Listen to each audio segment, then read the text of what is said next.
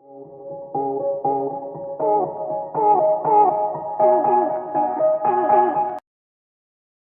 amados irmãos e irmãs, paz seja convosco, amém? Então hoje a gente vai, nesse vídeo, dar início à nossa estação roxa, hoje capítulo 13. Capítulo 13 refere-se então aos profetas, livros proféticos, os profetas maiores e menores. Então creio que esse vídeo aí vai ser dividido em duas partes, A primeira parte com os profetas maiores e a segunda parte então com os profetas menores, Já que é um livro, são os livros bem extensos, E tem bastante conteúdo aí para agregar aí o conhecimento de vocês. Amém? Então vamos começar então com uma oração, como a gente sempre faz, Feche seus olhos se você está em casa aí. Senhor meu Deus e meu Pai, te ofereço, Senhor Deus, consagro a Ti essa aula, Pai, esse vídeo, Senhor Deus, mais esse vídeo da nossa aula. Que seja uma aula, Senhor Deus, abençoada, Pai, que venha trazer bastante conhecimento, Pai. Que esse conteúdo que eu preparei, Pai, seja um conteúdo, Pai, de agradável compreensão, Senhor Deus, de agradável entendimento, Pai. Espírito Santo que venha sobre mim, Pai, para transmitir, Senhor Deus, aquilo que o Espírito Santo quer que eu fale, que eu transmita, Pai, em nome de Jesus. Te agradeço pelo conhecimento, Pai, te agradeço por tudo, Senhor Deus, em nome de Jesus, Pai. Que essa nossa aula, Senhor Deus, seja uma aula abençoada, seja uma aula de bênçãos, Pai. Que multiplique o conhecimento, Senhor Deus, em nome de Jesus, Pai. Amém. Amém? Então vamos lá, meus queridos irmãos. Então, são os profetas do Antigo Testamento, profetas maiores e menores, da nossa estação roxa, aí, da nossa, da nossa aula. Então, nosso texto bíblico, tá, da nossa apostila ali, ela vai estar o texto bíblico lá em Ezequiel, capítulo 11, do 19 ao 20. Então, se você tem a sua Bíblia aí, se você quiser acompanhar, talvez em algumas Bíblias seja uma tradução um pouco diferente, mas o contexto ele é igual. Então a palavra do Senhor diz assim: E lhes darei um só coração e um espírito novo, porei dentro deles. E tirarei da sua carne o coração de carne, para que andem nos meus estatutos e guardem os meus juízos, e os cumpram. E eles me serão por povo, e eu lhes serei por Deus. Então, o que Ezequiel quis trazer, então, o significado, desse contexto aí que ele trouxe, Eu lhe darei um só coração. Então, Deus promete unificar o coração do povo, tornando-os coesos e focados em um propósito comum. Esse é um só coração, E um espírito novo porei dentro deles. Então, além de transformar o coração, Então, Deus promete dar um espírito novo, renovando a disposição interior do povo. E tirarei da sua carne o coração de carne. Então essa frase indica uma remoção do coração endurecido pelo pecado, substituindo por um coração sensível às direções e vontades de Deus. Então Deus vai lá e tira, arranca esse coração de carne, arranca esses pecados, um coração endurecido pelo pecado, e substitui por um coração sensível às direções e vontades de Deus. Então, para que andem nos meus estatutos e guardem os meus juízos e os cumpram. Então, o propósito dessa transformação é que o povo possa viver em conformidade com os mandamentos de Deus, seguindo seus caminhos e obedecendo às suas leis. E eles me serão por povo, e eu lhes serei por Deus. Então, ao realizar essa transformação espiritual, Deus restabelece a aliança com seu povo, Então, tornando o seu povo e ele o seu Deus. Então, Deus torna ele o seu povo, e o seu povo torna, Deus o Deus deles, Então, renovando, a comunhão e a relação de confiança mútua. Então, essas palavras de Ezequiel, meus amados, refletem o desejo de Deus de restaurar e renovar seu relacionamento com Israel, prometendo transformação espiritual para que possam viver em obediência e comunhão com Ele. Amém? Então, esse é um apanhado assim, geral assim, desse contexto que Ezequiel traz, tá? Sobre essa passagem do 19 ao 20. Amém?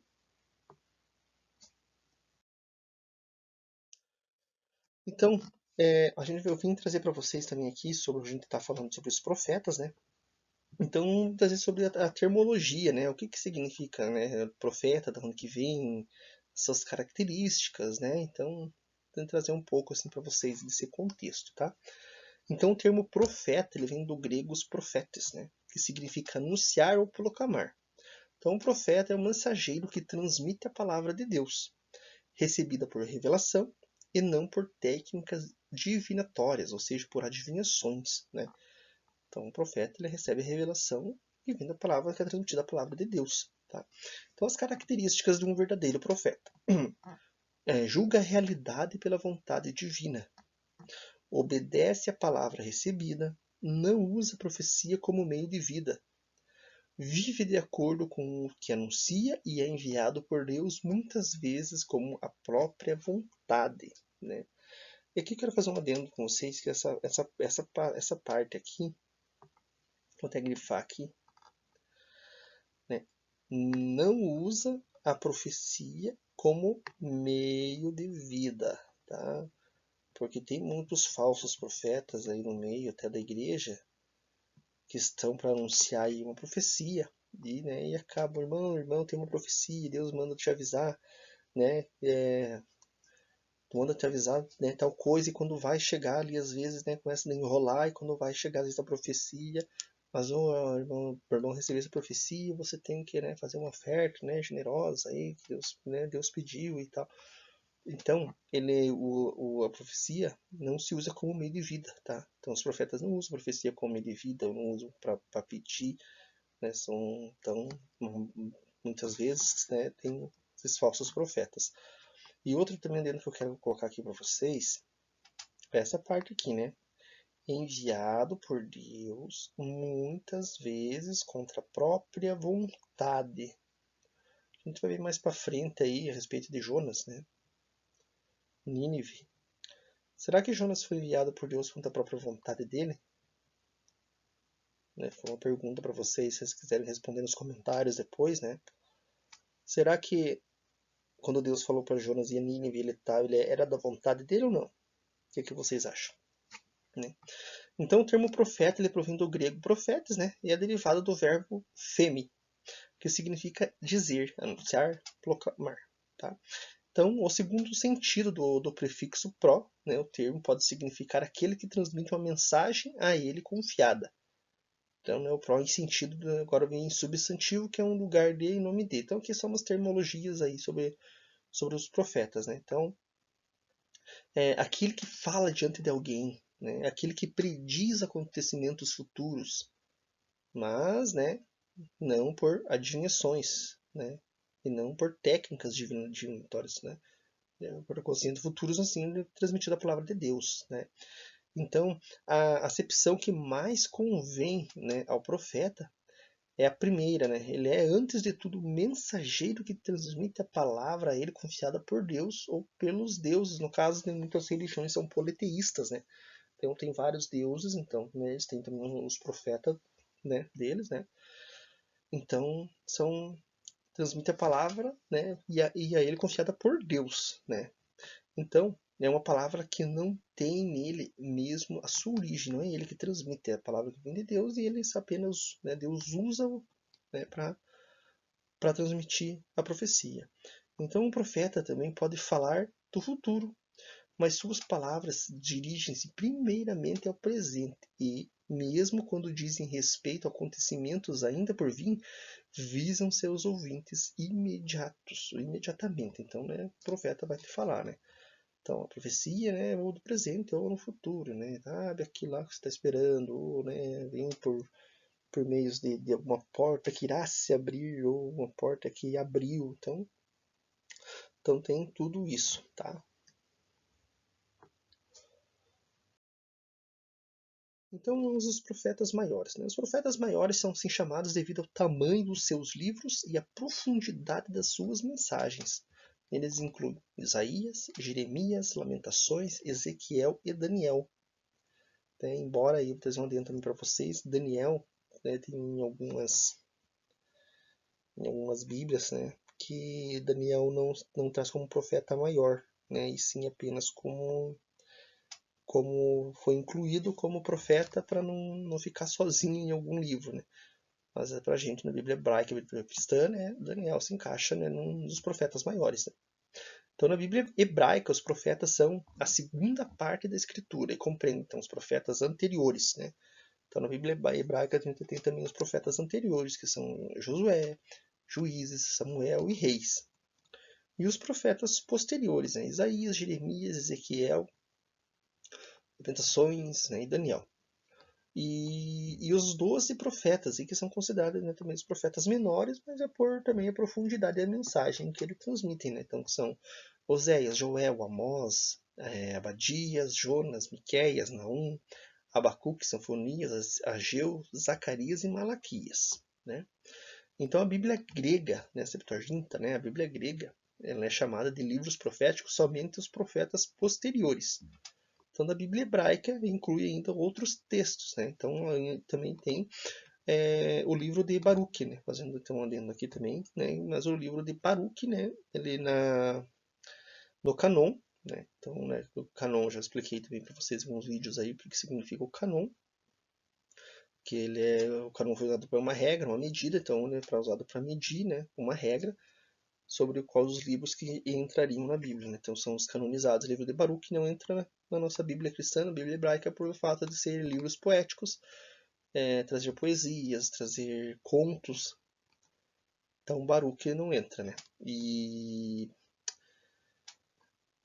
carta de Jeremias também tem trechos de Deuteronômios. Né? Então, no uso atual, em geral, por livro profético, se entende o conjunto que compreende, né, os profetas maiores, né, que eu já mostrei aqui para vocês, já falei, né, então Isaías, Jeremias, Lamentações, Ezequiel, Daniel, e os 12 profetas menores, né, não menores não no sentido de não serem menores que os outros, mas pela profundidade que tem as suas mensagens e os seus livros, né. Então isso compreende, só para trazer para vocês então que existem também, né, outros livros proféticos, né, Baruque, cartas de Jeremias, cartas de Lamentações, alguma coisa em Deuteronômio. Então, só para vocês ficarem sabendo também que existem, isso, mas não são canonizados, não entram no canon. Ok? Então a gente vai começar agora a falar realmente dos profetas maiores. Eu queria só fazer aqui um apelo. Se vocês puderem também, né, se inscrever, comentar, compartilhar o máximo possível aí nossa aula. Creio que algumas pessoas aí também, né, que vão compartilhando, creio que vai chegar aí para mais pessoas e que às vezes tenha também, né, pessoal, alguma dúvida sobre algum livro, sobre alguma pesquisa que queiram fazer, assim como eu também, né, vou procurar, passando pessoas, né, que procurem. Né? Então peço para vocês, se tem alguma dúvida, que vocês comentem nesse vídeo, que vocês compartilhem, né, vocês deixem seu like lá, né, para o YouTube entender, assim, para ele atingir mais pessoas, o maior número de pessoas possíveis, que seja um conteúdo relevante. Então, se tocou no teu coração, se você acha que é relevante para você, creio que seja relevante também para outra pessoa, não deixe de fazer isso. Amém? Então vamos lá. Então Isaías, né? O contexto. Isaías profetizou durante a ameaça assíria, então cerca de 740 a 680 a.C. Né, os temas. Profecias sobre o Messias, que eu acho que Isaías é mais conhecido aí sobre profecias do Messias, né? Chamado a arrependimento, promessa de restauração. Né? Então, Isaías é conhecido como o profeta messiânico, né? Por causa das inúmeras profecias que apontam para a vinda de Jesus Cristo. Né? Então, ele serviu como conselheiro espiritual para vários reis de Judá. E seu ministério durou mais de 50 anos. Né? Então, uma curiosidade interessante é que o livro de Isaías ele é muitas vezes chamado de mini-bíblia. Então, para vocês aí que, né, vocês não entendem esse chamado de mini-bíblia, às vezes você já ouviu falar que Isaías é uma mini-bíblia, é porque ele contém 66 capítulos. A nossa Bíblia cristã, que a gente segue, essa Bíblia, então, né, assim como a nossa Bíblia, né, contém 66 livros, Isaías tem 66 capítulos. Né? Então, uma curiosidade também, outra curiosidade, né, o capítulo 53 de Isaías né, é um dos textos mais impressionantes sobre o sofrimento do Messias, né? Então ele profetizou lá 740, 680 anos antes da vinda de Jesus. E o capítulo 53 ali, né, é um dos textos que mais impressiona, se você já leu, se você tem curiosidade de ler, sobre o sofrimento do Messias, né? É amplamente citado no Novo Testamento, né? Além disso, os manuscritos do Mar Morto incluem uma cópia quase completa de Isaías, veja que interessante, né? Confirmando a precisão da transmissão do texto ao longo dos séculos, né? Então, para quem não sabe, os manuscritos do Mar Morto, né? Então foram encontrados no Mar Morto, né? Vários manuscritos em jarros, em vasilhas de barro, né? E então eles incluem, né, uma cópia quase completa aí do livro de Isaías, né? Então, só para vocês terem uma noção do que eu acabei de falar para vocês aqui, só vou achar para vocês aqui o livro de Isaías, capítulo 53, só para a gente dar uma passada aqui, para vocês verem que interessante que é. Então ele começa assim, né? O título. E o mundo despreza o servo. Ora, quem creu em nossa pregação e a quem foi revelado o braço de Yahvé? Ele cresceu diante dele como um broto terno e como uma raiz saída de uma terra árida e estéril. Ele não aparentava qualquer formosura ou majestade que pudesse atrair os seres humanos. Nada havia em seu aspecto físico que pudesse ser cativos. Então ele traz uma narrativa, né, de Jesus, e após isso ele vai trazer então o sofrimento que Jesus vai passar no Calvário, né? Então Isaías, acho que ele é mais conhecido por ser o profeta messiânico, né? Então, por narrar o que aconteceu desde o nascimento até a morte de Jesus, isso há, vamos dizer, 680 anos antes de Jesus nascer. Né?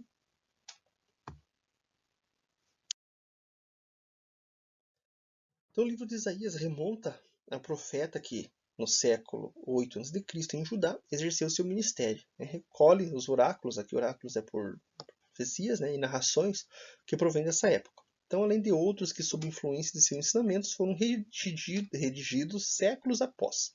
Então, desde o final do século XI depois de Cristo, é grandemente aceita, 19, perdão, tá? Século XIX depois de Cristo, é grandemente aceita a distinção do livro em 3 partes. Né? Então, aqui uma curiosidade para vocês também. Então, desde o final do século XIX, foi, né, aceita assim, por grande parte assim, de teólogos e especialistas na área, dividido em 3 partes. Então, o primeiro, Proto-Isaías, que compreende os capítulos do 1 ao 39. O segundo, Deutero-Isaías, que é do 40 ao 55. E o terceiro, Trito-Isaías, que é do 56 ao 66. Né? Então, a distinção é percebida por diferenças da época histórica de cunho literário e teológico. Né? Então, do Proto, Deutero e do Trito. Né? Então, o Proto é o primeiro, Deutero o segundo e o Trito o terceiro, Isaías. Né? Então, foi feita essa separação pelas diferenças, né, da época histórica, do cunho literário e teológico. Né? Então, embora haja muitas passagens acrescentadas em épocas posteriores no primeiro Isaías, então boa parte dos livros, boa parte dos textos provém do século 8 a.C. Então, o segundo Isaías é da época do exílio babilônico, adiantado, então por volta de 550 a.C., né?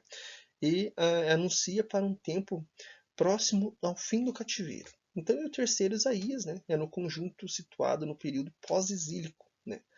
Embora contenha textos que possam provir de épocas anteriores. Né? Então, o terceiro Isaías é responsável não só pela terceira parte do escrito, mas também pela forma final do livro, como um todo. Né?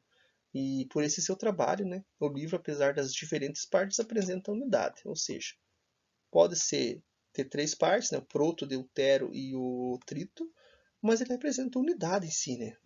Então, assim como a gente sabe que a Bíblia foi escrita por mais de 40 homens, mas todos eles uma unidade. Não se conheciam, mas tinham o mesmo propósito ali, né? Então, mesmo que alguns teólogos afirmem que Isaías é dividido em 3, né? Proto, Deutero e Trito, estão em unidade, os três, né? Então, o primeiro, o segundo e o terceiro, eles encontram-se em unidade. Então, e também é mais uma parte para vocês da Bíblia de Isaías, né? Se você for ler então, do 1 39, você vai ver que é uma forma histórica, é uma forma teológica, é uma outra forma de falar. Dos 40 ao 55, outra forma. Dos 56 ao 66, esses 10 livros, outra forma. Amém? Então a gente vai falar agora de Jeremias, né? Então, contexto, né? Ele profetizou antes e durante o exílio babilônico, né? Cerca de 627 a 586 a.C. Né? Então, os temas, né? Foi denúncia da idolatria, advertência sobre a destruição de Jerusalém e promessa de um novo pacto com Israel. Então, Jeremias é conhecido como o profeta chorão. Vocês vão ver mais para frente por que ele é conhecido como o profeta chorão, tá? Devido à sua profunda tristeza ao testemunhar a destruição de Jerusalém e o auxílio de seu povo.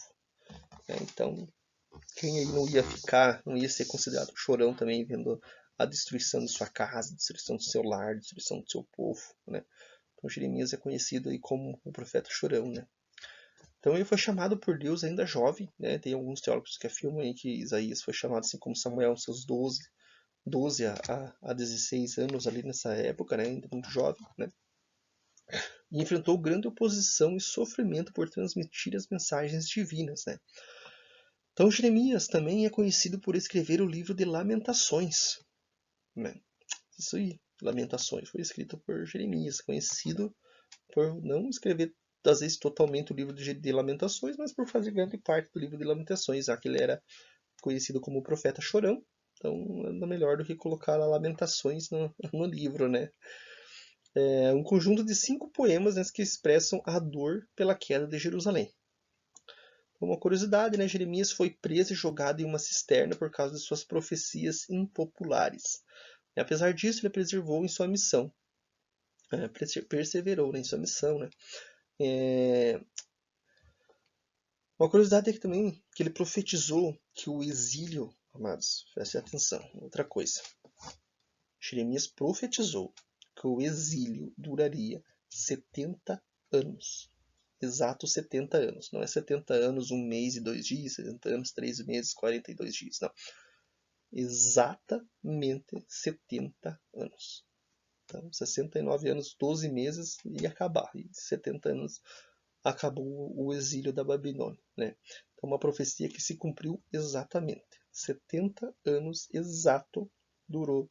Isso tem provas, né? Então tem provas científicas, científicas que corroboram com provas teológicas, teológicas que corroboram com provas científicas, que o exílio babilônico durou, né, 70 anos, exatos 70 anos, assim como Jeremias, né, o profeta chorão, profetizou. Né? Então o livro de Jeremias ele recolhe oráculos e ações do profeta homônimo, que exerceu seu ministério nas últimas décadas antes da queda de Jerusalém, até o início do exílio babilônico. Então, é anunciado numa das épocas mais conturbadas da história de Israel. Jeremias entra em grave confronto com os reis e regentes. Né? Então, ele prega que os pecados de Judá levarão inevitavelmente à deportação e ao exílio em Babilônia. Né? Então, ele vinha profetizando, ó, o jeito que vocês estão fazendo é inevitável que a gente vai ser escravo, né? Deus não está contente com as suas ações, então por isso que eu li para vocês que ele foi, né, jogado na cisterna, né? Ele foi torturado por esses, né, ditos profecias impopulares. E então, né, ele foi profetizando, né? Então a grande dominadora, né, então, né? Então por esse motivo muitas vezes é exposto a graves sofrimentos. Então do seu livro com isso pode-se aprender com nitidez, né, que é o profeta segundo Deus. E com ele experimenta em sua vida a rejeição da palavra do Senhor. Mesmo seus numerosos textos do livro podem provir da época do profeta. Né? Então o escrito foi retrabalhado em épocas posteriores e tem particular relação com a teologia deuteronomista. Amém?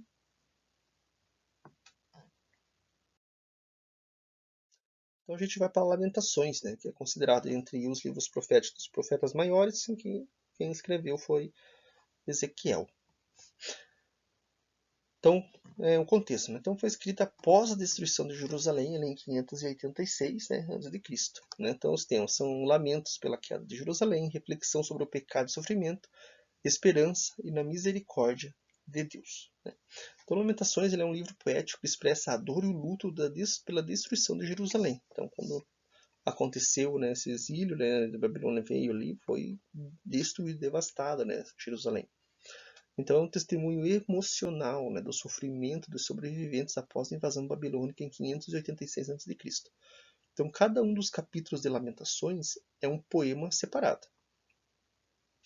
Então aqui quando eu falo para vocês um poema, é um poema que ele foi entrado no canon, né, ele é um livro canonizado, né, então é um livro que não contém fábulas, não contém apenas poesias retratadas da boca do homem para fora, são das de Deus, né. Então, né, é um poema separado. Os capítulos 1, 2, 3, 4 e 5 têm exatamente 22 versos. Eu já trouxe para vocês no vídeo anterior, ali, do capítulo 12, sobre os acrônimos, né? Que então, as letras do alfabeto hebraico são 22, né? Então, cada letra foi em salmos, né?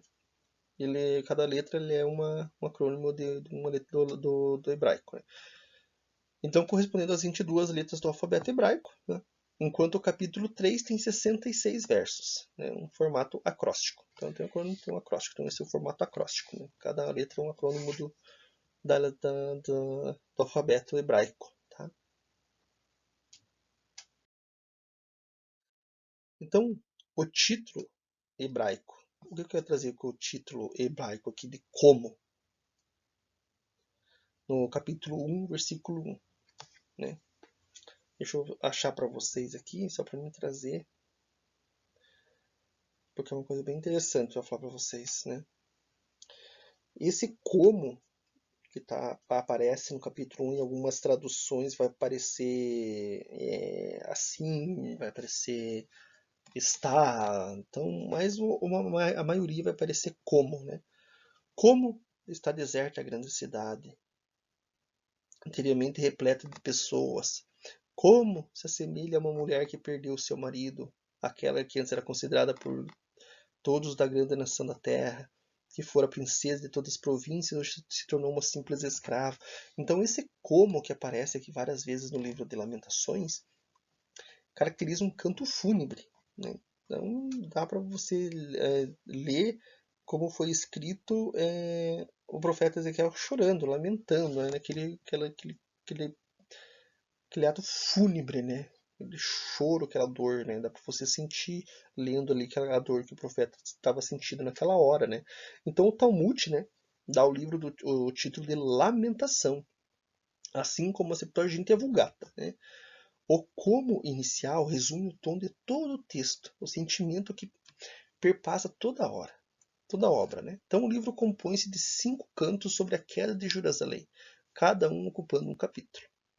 Então, os 4 primeiros capítulos são os acrósticos, né? O quinto, 22 versos, né? O número de letra do alfabeto hebraico. Então, apresentam a destruição da cidade, né? A situação de seus habitantes e mostram a infidelidade do povo, especialmente de profetas e sacerdotes, como a causa da catástrofe, né? Então, o Senhor é justo, mas a medida dos pecados transbordou e pôs em xeque a proteção divina. Há, porém, esperança e virtude na misericórdia de Deus. Importante é a fé e a conversão para que Deus intervenha e salve. Né? Então, o livro, obra compósita, né, pode datar da época do exílio ou pouco após. Então, embora atribuída a Jeremias, a partir da notícia, né, não remonta ao profeta. Tem algumas que vão dizer que mas não foi Ezequiel que escreveu, outros teólogos vão dizer não, foi Ezequiel. Então, o que eu falo para vocês, a gente vai ficar no que diz, né, nossos estudos, né? Então, que Ezequiel ele foi, desculpa, perdão, Jeremias, tá? Tô falando bobeira aqui. Jeremias foi quem escreveu boa parte do livro de Lamentações após o exílio, né? Então, a gente vai ficar aí com o que diz a nossa igreja, amém? Então agora sim a gente vai para Ezequiel. Já estava dando um passo aí. Estava dando uma confusão na cabeça. Como assim Ezequiel escreveu o livro de Lamentações? Né? Não, foi Jeremias, tá? Perdão. Então Ezequiel, contexto. Então ele profetizou entre os exilados na Babilônia, né? Cerca de 593 a 571 a.C. Então seus temas, né? Então visões simbólicas, juízo sobre Judá, promessa de restauração, entre outros, né? Então Ezequiel ele é um sacerdote exilado da Babilônia quando foi chamado por Deus para ser profeta, né? Então ele estava na Babilônia, né? Ele foi levado, né? Ele era um sacerdote e lá ele foi chamado por Deus para ser profeta, né? Então ele é reconhecido por suas visões impressionantes e por realizar atos simbólicos como forma de transmitir sua mensagem, né? Então um dos episódios mais famosos aí que eu acho que, né, todo mundo conhece, todo mundo sabe, né, é a visão do Vale de Ossos Secos, né? Que é onde ele vê os ossos ganhando vida novamente, né? Então isso simboliza, né, a futura restauração de Israel, né? Que ele vai nos ossos e olha, né? E Deus fala para ele, né? Então, né, mas os ossos estavam todos lá virados pó, né? Não, mas então nasce carne, nasce nervos, nasce músculos, e ele vê ele falando no Vale dos Ossos Secos, né, a restauração de Israel. Então essa visão, no livro de Ezequiel, se ouvir falar de Ezequiel, você já lembra do Vale de Ossos Secos, né? Então, uma curiosidade, né? Ezequiel usou muitos gestos simbólicos para profetizar, né? Por exemplo, né? Ele deitou-se ao lado de 300, ele deitou-se de lado, né? Então, por 390 dias, para simbolizar os anos de pecado de Israel. Então, ele ficou deitado por 390 dias de lado para simbolizar, né? Os anos de pecado de Israel, né? Então, um dia para cada ano. E depois se deitou-se do outro lado por 40 dias, então, para simbolizar os anos do pecado de Judá. Então, 390 dias se ficou no lado para simbolizar os 390 anos de pecado de Israel, 40 dias para simbolizar os 40 anos de pecado de Judá. Né? Então, ele era um profeta que usava muito essa simbologia, né, para o pessoal entender. Vocês não vão entender o que eu estou falando, então vocês vão entender vendo como funciona, né? Como um exemplo vivo, na teoria e na prática. Né?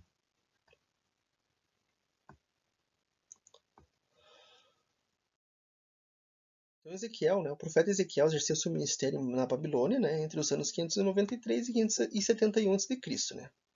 Então o sacerdote foi levado para a Babilônia na primeira deportação, 598, e anunciou para breve o fim do reinado de Judá. Então após a queda de Jerusalém nas mãos do exército babilônico, né, o profeta procura velar pela vida religiosa do povo, então a fim de que mantenha a fidelidade ao Senhor, né. Então a origem sacerdotal do profeta evidencia por sua preocupação com o templo e o culto e com a sua concepção de Deus, particularmente sobre a ideia da glória, né? Então a gente vê em Ezequiel 1, né? Essa mensagem, né, da glória, né? Embora haja acréscimos aos textos do livro, atualmente aceita-se que ele, né, em seu núcleo, pode ser referido ao Ezequiel dos séculos 7 e 6 e 7, né? Então, sem ser necessário recorrer a uma ficção, né? Então, entrou no canon, não, já eles viram que não era ficção, então remonta mesmo às épocas aí do Babilônia, do exílio. Também. E a gente chega em Daniel, amados. Né? Então, Daniel, o contexto, viveu durante o exílio babilônico, né? Servindo no governo da Babilônia e da Pérsia. Né? Então, os temas, né? São relatos de fé, visões apocalípticas, soberania de Deus sobre as nações. Né? Então Daniel foi levado para a Babilônia ainda jovem, onde se destacou por sua sabedoria e interpretação de sonhos. Né?